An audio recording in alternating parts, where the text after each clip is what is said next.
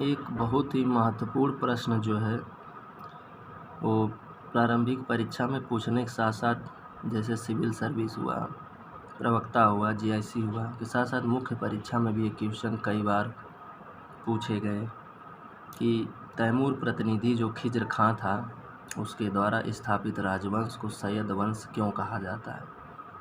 ये एक महत्वपूर्ण प्रश्न है क्योंकि हम जानते हैं कि खिज्र खां जो है सैयद वंश का संस्थापक था। उसके बारे में लिखा गया है कि जब एक बार बुखारा के प्रसिद्ध सूफी संत शेख जलालुद्दीन मखदूम ए जहानिया ने खिज्र खां के पिता सुलेमान को सैयद यानी पैगम्बर मोहम्मद का वंशज कहा, तभी से उसने इसे आधार बनाकर खिज्र खां ने दिल्ली सल्तनत के सभी सुल्तानों में वंशानुगत श्रेष्ठता का दावा किया। समझ रहे हैं ना।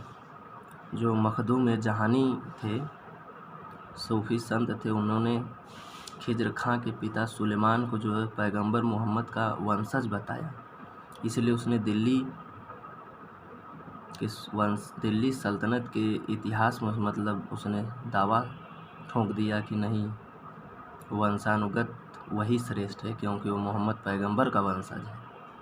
असंभवतः इसी कारण दिल्ली के राजवंश में उसे उलेमा वर्ग का सबसे ज़्यादा समर्थन प्राप्त हुआ था। और वही शासक है, याद कर लीजिए, अलाउद्दीन खिलजी है, बलवन है, ये सब ने उलेमाओं की उपेक्षा की थी। वे लोग इसे राज्य के हित में नहीं मानते थे, उलेमाओं का हस्तक्षेप, लेकिन सैयद वंशियों को जो है उलेमा वर्ग का सर्वाधिक समर्थन मिला था। यह उल्लेखनीय बात है कि सैयद वंश के किसी शासक ने सुल्तान की उपाधि नहीं धारण की थी। समझ रहे हैं ना। ये बात सत्य है कि उन्होंने कोई सुल्तान का उपाधि या पद धारण नहीं किया, वो अपने आप को हमेशा शाह की उपाधि धारण करते थे। जैसे मुबारक शाह हुआ, मुबारक शाह जो है 1421 से लेकर 1434 ईस्वी तक सैयद वंश का प्रथम शासक बनता और उसने शाह की उपाधि धारण की।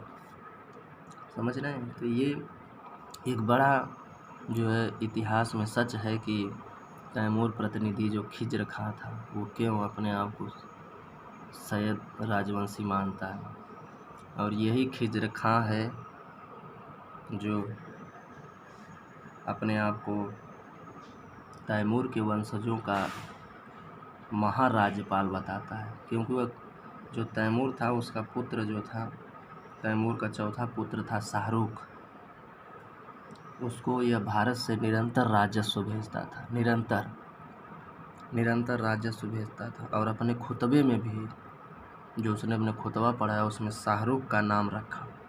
तो जान लीजिए कि कितना बड़ा अपने आप को उन लोगों का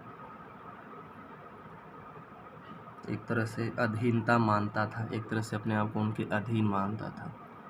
समझे, सबॉर्डिनेट, ये सबॉर्डिनेट अधिकारी था जो वर्तमान में होता है ना अधीनस्थ अधिकारी। तो ये जो खिज्र खां था ये तैमूर और उसके वंशजों का अपने आप को महाराज्यपाल, प्रतिवर्ष भारत से भारी मात्रा में राजस्व देना, अपने खुतबे में तैमूर के चौथे पुत्र शाहरुख का नाम रखवाना, तो ये सब तमाम चीज़ें थी। और इसकी एक विशेषता ये भी थी कि अपने सिक्कों पर यह जो है सदा तुगलक शासकों के नाम को अंकित करवाता था। तुगलक शासक थे ना, गयासुद्दीन तुगलक, फिर मोहम्मद बिन तुगलक, फिरोज शाह तुगलक, ये सब तमाम तुगलक महान शासक हुए, तो इनके नामों को अपने सिक्कों पर अंकित करवाता था।